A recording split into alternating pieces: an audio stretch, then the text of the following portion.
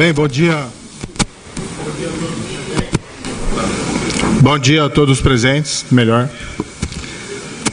Eu gostaria aqui, inicialmente, de cumprimentar o excelentíssimo presidente do Supremo Tribunal Federal, Dias Toffoli, que muito nos honra com sua presença. O Supremo Tribunal Federal, uma instituição, como todos sabem, criada pela genialidade de Rui Barbosa, inspirada na Suprema Corte norte-americana, é uma pedra fundamental do Estado de Direito e da democracia, a qual rendo minhas homenagens na pessoa do ministro. O ministro Dias Toffoli é também presidente do Conselho Nacional de Justiça, que tem um papel fundamental na administração da justiça. Recentemente, o ministro declarou que a justiça, em especial o CNJ, deve se envolver mais na incrementação da qualidade das políticas penitenciárias e da segurança pública. Eu quero dizer desde logo, ministro, que o Ministério da Justiça e da Segurança Pública pretende ser um parceiro nessas iniciativas do Conselho Nacional de Justiça. Esperamos aqui manter uma relação de cooperação para a construção de um futuro melhor nessa área. Cumprimento os presidentes das Cortes Superiores aqui presentes. Muito me honra também a presença de Vossas Excelências, demais magistrados aqui presentes. Gostaria de cumprimentar especialmente também os colegas ministros que nos acompanharão nesse desafio do novo governo, estendendo também a esse compromisso aos ministros que estão passando o cargo. Gostaria aqui de um cumprimento muito especial aos comandantes das Forças Armadas. Eu compartilho do mesmo sentimento do ministro Raul Jungmann, o meu apreço às Forças Armadas. Acredito que as Forças Armadas brasileiras de excelente qualidade têm ainda prestado um papel de fiador da estabilidade juntamente com o Supremo Tribunal Federal nos últimos anos no país. Tomo a liberdade de cumprimentar todos na pessoa do amigo comandante Vilas Boas aqui presente.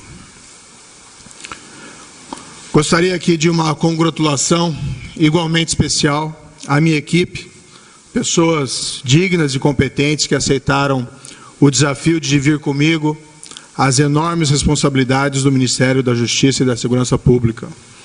Não se faz um bom trabalho, isso todos sabem, sem uma boa equipe. E posso dizer aos senhores e senhoras que o selecionei em vista do seu histórico profissional de competência, independência e bravura. E dos senhores e senhoras, por isso, espero também somente o melhor e a máxima dedicação. Um cumprimento igualmente especial aos ministros que me antecederam, Raul Jungmann, Torquato Jardim.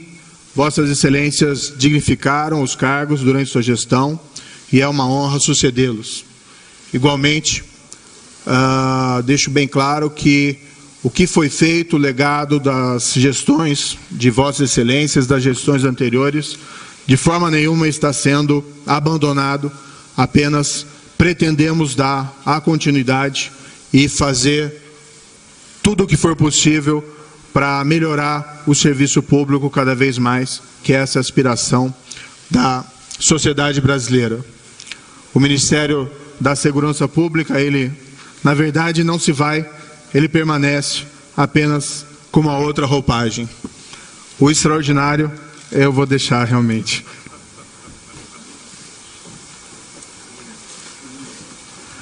Estendo também esse cumprimento às respectivas equipes dos ministros e aos valorosos servidores da Justiça e da Segurança Pública, com o qual, na continuidade, dividirei sonhos, mas também desafios. Cumprimento todas as demais autoridades, senhoras e senhores aqui presentes, na pessoa dos demais nominados. Quero explicar aqui em rápidas palavras porque eu aceitei o convite do nosso presidente, o excelentíssimo senhor Jair Bolsonaro, deixando 22 anos de magistratura e uma relativamente confortável carreira, pelo menos nos aspectos de vencimentos e aposentadoria. Os outros aspectos, não tão confortável. Ontem mesmo, verifiquei que o Brasil, apesar da Operação Lava Jato e dos enormes esforços aqui e ali contra a corrupção, permanece em uma posição relativamente ruim nos índices de percepção quanto à existência de corrupção nos rankings anuais da Transparência Internacional. Entre 180 países, o Brasil ocupa a 96ª posição. Rigorosamente, a pontuação obtida pelo país, 37 em 100 pontos possíveis, caiu desde 2014, quando do início da Operação Lava Jato. Talvez os esforços judiciais, ao revelarem a magnitude da corrupção entre nós, tenham contribuído, paradoxalmente, para elevar a percepção da corrupção. Ao invés desses esforços, eles terem chamado a atenção para o quanto nós temos, não só a instituição judiciária, mas todas as instituições em volta da justiça criminal, e igualmente a sociedade, o quanto nós temos dedicado a superá-la. Isso, para mim, ilustra uma verdade reconhecida e que já repeti várias vezes. Não se combate a corrupção somente com investigações e condenações criminais eficazes. Elas são relevantes, pois não há combate eficaz à corrupção com impunidade e sem riscos de punição para os criminosos. Mas elas não são suficientes. São necessárias políticas mais gerais contra a corrupção. Leis que tornem o sistema de justiça mais eficaz. Leis que diminuem incentivos e oportunidades contra a corrupção. Um juiz em Curitiba pouco pode fazer a respeito dessas políticas gerais. Mas no governo federal, a história pode ser diferente. Há um outro grande desafio, o crime organizado. Grupos criminosos organizados, alguns que dominam nossas prisões, estão cada vez mais poderosos. É preciso enfrentá-los com leis mais eficazes, com inteligência e operações coordenadas entre as diversas agências policiais, federais e estaduais. O remédio aqui é universal, embora nem sempre de fácil implementação. Prisão dos seus membros, isolamento carcerário das lideranças, identificação da estrutura e confisco de seus bens. Assim se leva ao enfraquecimento e ao desmantelamento delas. Não é uma tarefa impossível. Nos Estados Unidos, as famílias mafiosas, outrora superpoderosas, foram desmanteladas pelo FBI e pelo Departamento de Justiça a partir da década de 80. Na Itália, a aura de invencibilidade da Cosa Nostra siciliana foi quebrada graças aos esforços conjuntos da polícia, Ministério Público e de magistrados, entre eles os juízes heróis Giovanni Falcone e Paolo Borsellino. O crime violento também aterroriza a população brasileira.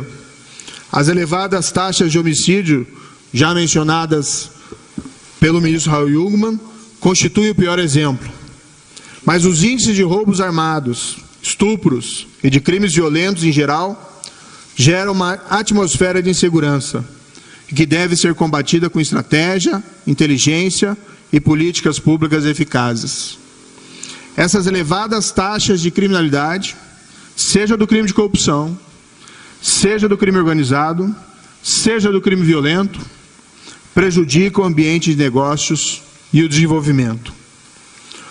Pior do que isso, geram desconfiança e o medo, afetando a credibilidade das instituições e, em certo nível, a própria qualidade da democracia e da vida cotidiana.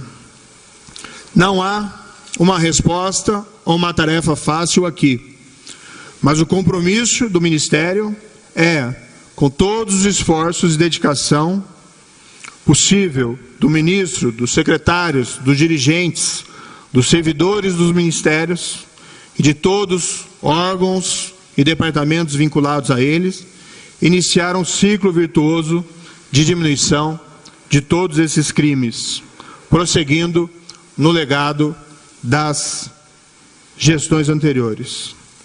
Tudo isso dentro de um ambiente de respeito às instituições e ao Estado de Direito. Tudo isso com uma esperada parceria com os estados e municípios, em especial com suas forças policiais, Polícia Militar e Polícia Civil. Os planos ainda estão em elaboração e não caberia aqui detalhá-los. Mas, alguns exemplos. Pretendo que a Secretaria Nacional de Segurança Pública, utilizando sabiamente o Sistema Único de Segurança Pública e o Fundo Nacional de Segurança Pública, um legado da gestão do ministro Raul Jungmann, atue não só com investimentos para auxiliar as polícias estaduais e distrital, mas também para padronizar procedimentos, gestão e estrutura, respeitadas, obviamente, as autonomias locais.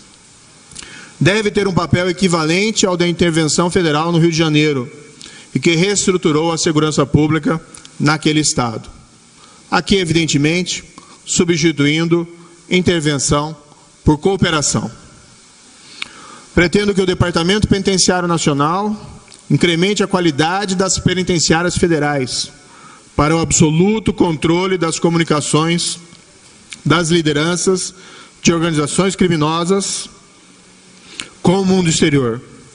Pretendo ainda que ele destrave os investimentos nas estruturas prisionais dos estados e do Distrito Federal, que está elaborando e deixando à disposição deles projetos e modelos de penitenciárias, evitando que os recursos disponibilizados pelo Fundo Nacional Penitenciário fiquem imobilizados por falta de projetos e execução, como infelizmente ocorre. Precisamos, com investimentos e inteligência, recuperar o controle do Estado sobre as prisões brasileiras. Pretendo que o Banco Nacional de Perfis Genéticos, um instrumento de vanguarda para a elucidação de crimes, especialmente crimes violentos, e igualmente um inibidor da reincidência criminosa, deixe de ser apenas uma miragem legal. Ao cabo de 4 anos, nosso compromisso é de que sejam inseridos no banco o perfil genético de todos os condenados por crimes dolosos no Brasil. Ou, se não conseguirmos a alteração pretendida na lei para tanto, de todos os condenados por crimes dolosos praticados com grave violência à pessoa. Respeitosamente, quero contar para esse projeto com o apoio do Conselho Nacional de Justiça, uma vez que já há um projeto de parceria entre o CNJ e o Ministério da Justiça em andamento para a colheita de dados biométricos dos presos. Pretendo também que o Departamento de Recuperação de Ativos e Cooperação Jurídica Internacional, o DRCI, aprofunde a cooperação jurídica internacional para que o refúgio do criminoso no exterior seja uma alternativa cada vez mais arriscada. Não deve haver portos seguros para criminosos e para o produto de seus crimes. Quando países não cooperam, quem ganha é somente o criminoso. O Brasil não será um porto seguro para criminosos e jamais, novamente, negará cooperação a quem solicitar por motivos exclusivamente político-partidários. Pretendo que a Polícia Federal, a Polícia Rodoviária Federal e todos os demais órgãos de controle e inteligência, entre eles o COAF, possam agir com os recursos e as liberdades necessárias. Não cabe ao ministro interferir nessa liberdade. Ao contrário, deve provê-los com os meios necessários para o desenvolvimento de suas tarefas. Nessa linha, aliás, um dos imediatos compromissos, não meu, mas que me foi apresentado pelo novo diretor-geral da Polícia Federal, será o de reestruturar e fortalecer as diversas forças-tarefas e equipes policiais encarregadas de investigar a grande corrupção, seja nos inquéritos em Curitiba, São Paulo e no Rio de Janeiro, seja nas investigações perante as Cortes Superiores de Brasília. Pretendo que a Secretaria Nacional de Política sobre Drogas, a SENAD, transforme-se progressivamente em uma agência encarregada da gestão e alienação do produto de crimes de tráfico de drogas. O tráfico de drogas, que envenena a nossa sociedade e nossas famílias, é infelizmente uma atividade muito lucrativa.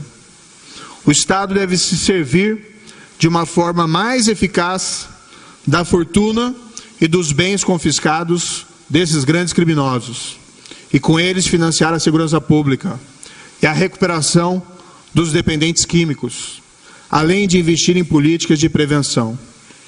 Infelizmente, isso é feito ainda de uma maneira muito tímida, desperdiçando recursos valiosos nas mãos desses criminosos.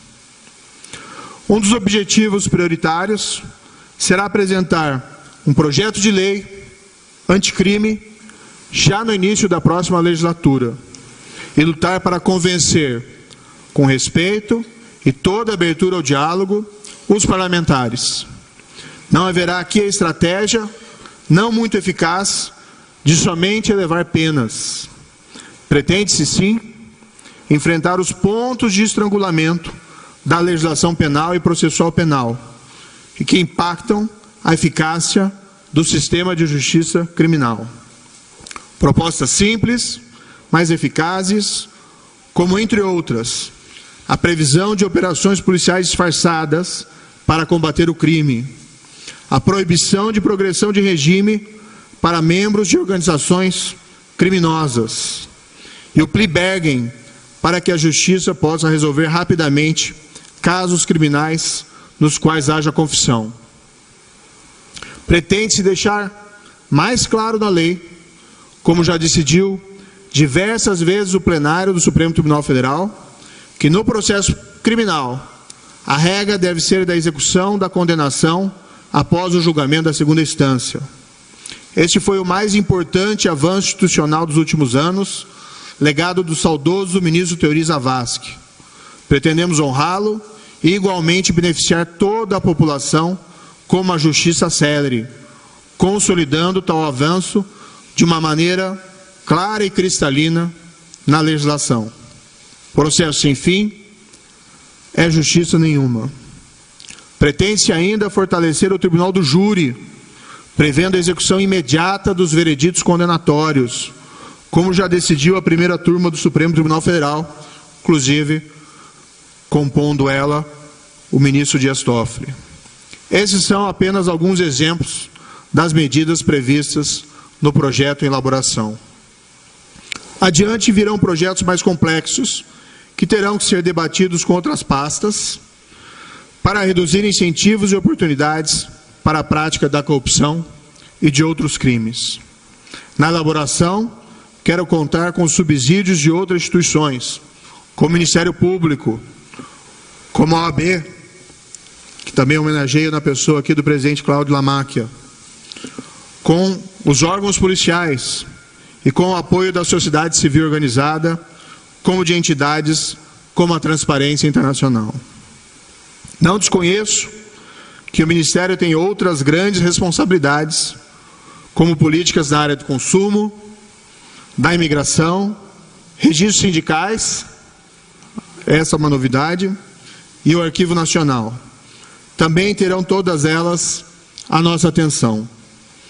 Nada disso será fácil, mas a missão prioritária dada pelo excelentíssimo presidente Jair Bolsonaro foi clara: o fim da impunidade da grande corrupção, o combate ao crime organizado e a redução dos crimes violentos. Tudo isso com respeito ao Estado de Direito, para servir e proteger o cidadão. Não podemos nos achar impotentes diante de todos esses desafios. Avançamos como país muito até aqui, mas podemos avançar muito mais. Conto, respeitadas as opiniões diversas, com o apoio crítico de todos, para que, ao fim dessa gestão, tenhamos um ambiente melhor para todos.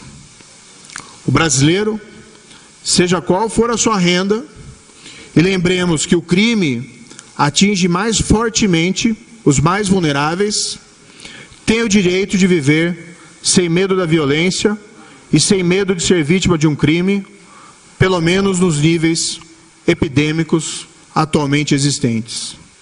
O brasileiro, seja qual for a sua renda, e lembremos que o desvio de recursos públicos atinge mais fortemente os mais vulneráveis e os mais dependentes dos serviços públicos, tem o direito de viver sem a sensação de que está sendo roubado ou enganado pelos seus representantes nas diversas esferas de poder. Tem o direito de que os recursos dos cofres públicos sejam destinados ao bem-estar geral e não ao enriquecimento ilícito dos poderosos. É preciso estabelecer e manter a confiança. Essa é a palavra-chave da boa administração pública. Confiança. O cidadão tem o direito de viver um ambiente no qual tenha presente que o Ministério da Justiça e da Segurança Pública e o próprio governo podem não acertar sempre, mas sempre farão o melhor com a pretensão de fazer a coisa certa e de manter a confiança do cidadão. Um governo no qual ele possa confiar, que buscará fazer a coisa certa diante dos vários problemas que se apresentarão. Fazer a coisa certa, pelos motivos certos e do jeito certo, será o nosso lema e estará sempre presente em nossas mentes. Finalizando, os desafios são grandes, mas eu e minha equipe, e talvez possa dizer aqui que todos nós brasileiros temos uma esperança infinita de que eles podem ser resolvidos com vontade, dedicação e respeito a todos.